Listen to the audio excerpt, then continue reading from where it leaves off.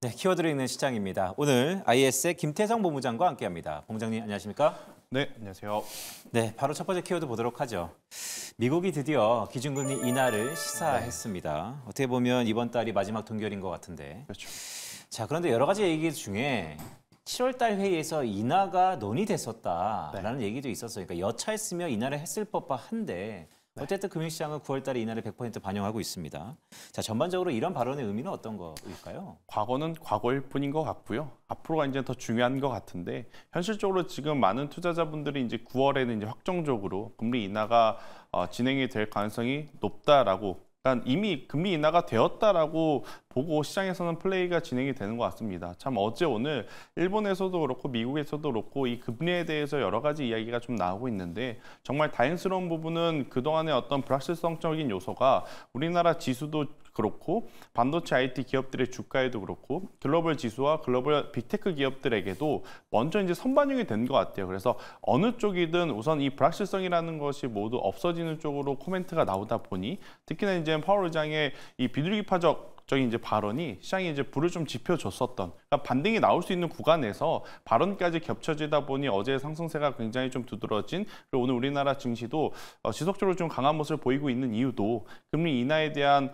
기대감이 한껏 지금 부풀어 오른 상황이다라고 좀 보시면 될 것 같은데 이제 여기서 이제 우리가 고려해야 될 부분은 이제 타이밍 싸움인 거죠.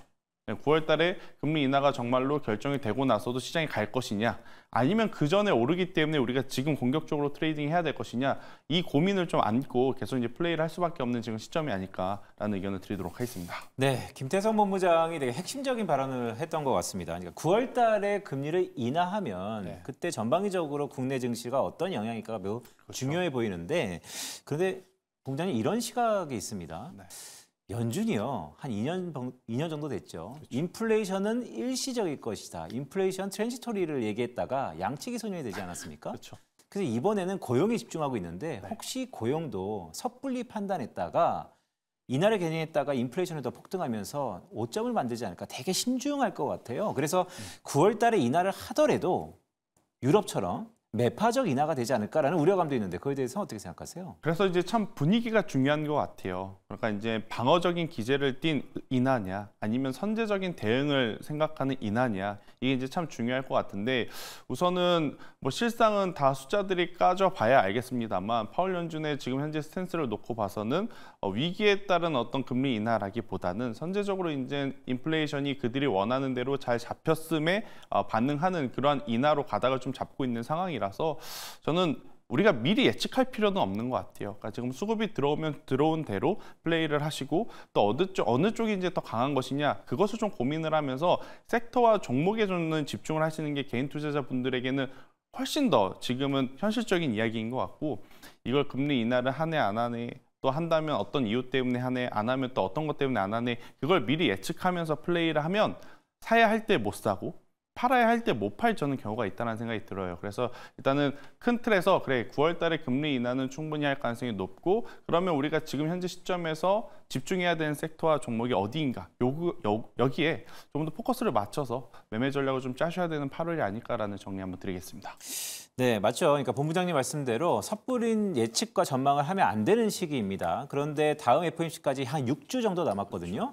근데 9월 달에 기준금리 인하가 된다면 우리가 전망을 하지 않더라도 다양한 시나리오로 대비는 할 필요가 있는데 예를 들어 9월 달에 인하를 한다. 그건 디폴트고요. 그런데 매파적 인하, 즉 이번 인하가 마지막일 수 있다라고 했을 때 우리 증시의 영향과 인하를 한다. 그런데 계속해서 할 수 있다. 연준은 지금 뭐 연내 한 2번에서 3번까지도 시장을 바라고 있는데 그랬을 때는 약간 좀 다를 것 같은데 이 두 가지의 시나리오의 대비는 어떨까요? 이게 지금 가장 중요한 것 같아요. 그러니까 9월 달에 한다는 건 모두 이제 인정이 되는 받아들이는 상황. 그런데 이제 9월 달에 시작을 하고 2번으로 끝날 것인지 아니면 한 번 더 혹은 2번 더 할 것이냐에 따라서 이제 투심이 굉장히 이제 많이 달라질 수 있을 것 같은데 저는 이럴 때일수록 그냥 최악을 생각하는 게 맞습니다. 그냥 9월 달에 한 번 하고 많은 걸로 투자자분들이 인지를 하고 플레이를 하는 게 맞고요. 그러다가 만약에 10월 달에도 할 수 있다, 11월 달에도 할 수 있다 그런 이야기가 나오게 되면 그때에 맞춰서 저는 발을 맞춰서 움직이는 게 맞지 않을까라는 생각이 들어서 저는 지금 9월 어떤 이제 인하에 대한 확정은 가지고 있지만 연내 다회수에 대한 부분은 굉장히 부정적이거든요.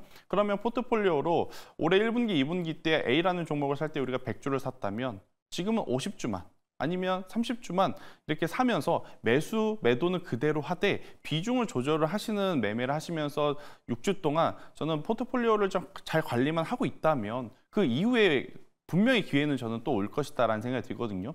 아직 결정되지도 않는 미래에 대해서 너무 기대감을 가지고 올해 상반기처럼 매매한 것처럼 주도주는 반드시 갈 거야. 난 이번에도 100주를 살 거고 아니면 더 좋아질 수 있으니 자금을 더 끌어와서 150주, 200주 이게 이제 위험한 거고요. 불확실성이 아직 남아있는 상황이라서요. 매수 매도는 그대로 하되 대신에 비중을 좀 조절을 하시면서 가시는 게 지금은 가장 좋지 않을까라는 의견 드리겠습니다. 네, 본부장님 얘기를 쭉 들어보니까 지금은 과한 기대를 지양할 때다라는 것으로 귀결할 수 있을 것 같습니다. 자, 두 번째 키워드 보도록 하겠습니다. 자, 두 번째 키워드는 역시 기승전 엔비디아입니다. 자, 엔비디아 같은 이런 무거운 주식이 이렇게 업앤다운이 있다는 것은 참 고무적인데 자, AI 버블론이 또 어제 급등으로 좀 수면 아래로 내려가는 것인가요? 저는 AI 버블론은 계속 나올 가능성이 높습니다. 엔비디아의 이제 향후 가이던스가 정확하게 나오기 전까지는 저는 이 버블론에 대해서 오늘 완전히 사라졌다라고 이야기하기에는 평가를 하기에는 너무 이르다라는 생각이 들고 있고요. 실질적으로 AI를 한다 그래서 굉장히 많은 기업들이 엄청나게 많은 자금을 빠른 시간 안에 쏟아 부었습니다. 그러다 보니까 이번 2분기 실적에서 뭐 인풋 대비 아웃풋이 좀 나와야 되는데 아웃풋이 안 나온 기업들이 굉장히 많아졌거든요. 그러다 보니까 이제 버블론이 생긴 건데 이게 그럼 3분기로 가면 갈수록 해소가 될 것이냐? 아닙니다. 우리가 AI 시대 외치고는 있지만 우리가 스스로 실제 생활에서 AI가 우리에게 어떤 직접적인 영향을 주는 게 많아졌는지를 좀 생각을 해볼 필요는 있을 것 같아요. 뭐 이건 개인 성향에 따라서 상황에 따라서 좀 다를 수 있지만 아직 저는 그렇게까지 크게 작년의 저의 삶과 지금의 저의 삶이 크게 달라진 것을 못 느꼈거든요. 그러면 결국엔 아직까지는 AI라고 하는 산업이 성장을 더 해야 되고 확장을 더 해야 되고 접근성을 더 높여야 되는 그런 과제가 남아있는 상황이기 때문에 버블론에 대해서는 계속 노이즈는 있을 겁니다. 그런데 이걸 이제 덮어줄 수 있는 건 뭐냐면 당연히 기업들의 실적일 겁니다. 만약에 엔비디아가 다가오는 실적 가이던스에서 우리가 생각한 것보다 더 좋은 가이던스를 내놓는다면 당연히 버블론은 잠시 수면 아래로 내려갈 수는 있겠죠. 하지만 그렇지 못하다면 계속 노이즈가 있을 가능성이 높아서 지금은 AI 시대이지만 저는 실적까지도 좀 포함을 해서 실적주 위주로 포트폴리오를 관리를 해야 살아남을 수 있지 않겠는가라는 의견을 드리도록 하겠습니다. 알겠습니다. 자, 그럼 마지막 키워드 또 점검해 보도록 하겠습니다. 자, 바이오유럽 8월입니다. 8월은요. 사실 잭슨홀이라는 큰 이벤트가 있어서 시청자 여러분 잭슨홀이라는 것은 학술회의인데 이럴 때 지난 15년 동안을 복귀해 보면 QE2도 발표가 됐고요. 또한 목표 인플레이션, 평균 인플레이션 타겟이라는 것도 발표가 됐고 그러니까 8월 달을 바라볼 때 기대가 좀 크면 좀 실망이 있었고 우려가 좀 크면 또 기대가 긍정적이었고 또 그랬습니다. 최근에 중동발 리스크가 불거지고 있잖아요. 그러면 약간 우려 섞인 시각으로 시작을 하는 것 같은데 어떻게 봐야 될까요?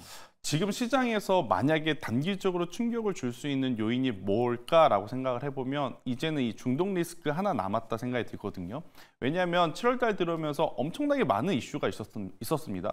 빅테크의 조정이 트럼프 전 대통령의 피격부터 이제 시작이 되었고 여기에 좀 금리 이야기까지 나오면서 또 슈퍼 위크라고 할 수 있을 만큼의 실적 시즌이 지금 엄청나게 많이 지금 나온 상황에서 모두 이벤트들이 잘 소화가 됐단 말이에요.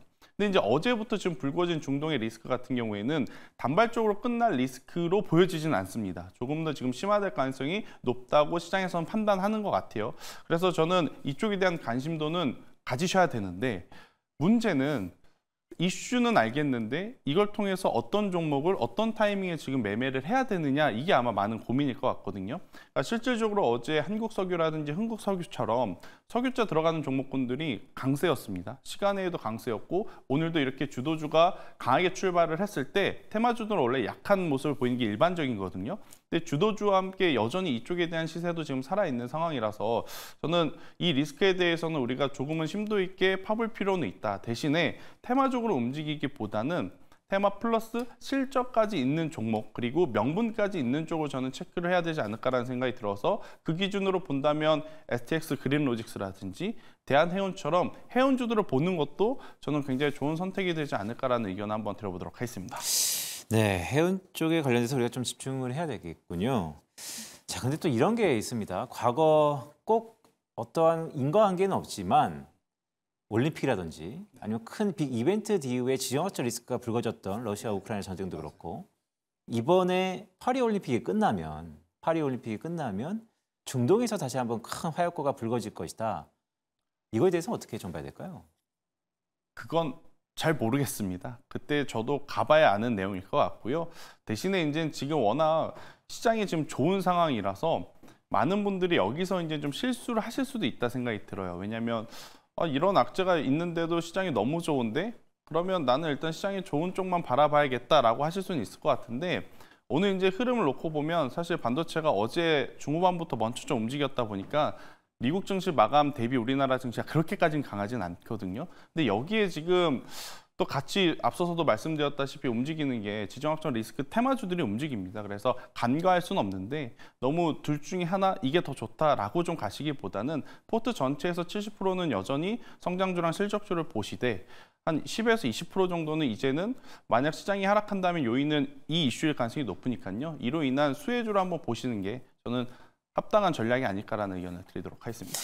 알겠습니다. 그러면 이제 보내드리기 전에 마지막 8월 달에 우리가 집중해야 될 섹터와 종목이 있다면 자 김태성 본부장이 8월 달에 이건 꼭 가져가자. 어떤 게 있을까요? 저는 일단은 제약바이오를 보셔야 될 것 같습니다. 오늘 아니면 내일 중으로 코스닥의 시가총액 1위 자리가 지금 이제 확정적으로 바뀔 가능성이 높다고 보여지거든요. 에코프로 그룹주와 에코프로 BM이 지금 내려가고 알테오젠이 올라오게 된다면 근데 이제 역설적으로 가는 기업이 가는 흐름이 더 나올 수 있지만 저는 2차 전지에 대한 관심도도 이제는 다시 한번 좀 짚어봐야 된다. 아 그래요? 네, 오히려. 그러니까 이제 지금 뭐 가는 쪽을 보시는 분들은 당연히 제약바이오를 봐야 될 것 같고 그 다음과 그 다음을 도모하시는 분들은 2차 전지에 대한 가격적인 메리트도 이제는 무시할 순 없다. 그러니까 가격적인 메리트가 생겼다는 건 많이 빠졌다라는 거잖아요. 근데 여기서부터 보다 이제 더 악재가 나올 리는 저는 현저히 좀 확률이 낮지 않을까라는 생각이 들어서 지금 당장의 어떤 흐름은 제약바이오 쪽을 보시는 게 맞지만 그 다음을 생각해 본다면 2차 전지에 대한 관심도도 이제는 조금씩 가져봐야 할 때이고 대신에 높은 가격대 물려 계신 분들에게 2차 전지 좋다고 이야기 드리는 거 아닙니다. 그러니까 없으셨던 분들 언제 사는 게 가장 좋을까라고 고민하셨던 분들에게 지금이 조금은 더 유리할 수 있는 가격대가 아닐까라는 의견을 드리도록 하겠습니다. 자 오늘 김태성 본부장이 참 공격적인 자신감 있는 얘기를 했던 것 같습니다. 코스닥의 시가총액의 순위가 바뀌는데 역발상적으로 2차 전지주를 좀 더 주목해보자라는 말씀을 주셨습니다. 제가 계속해서 업데이트하면서 이 부분 점검해 보도록 하겠습니다. 자 오늘 IS의 김태성 본부장과 함께했습니다. 고맙습니다.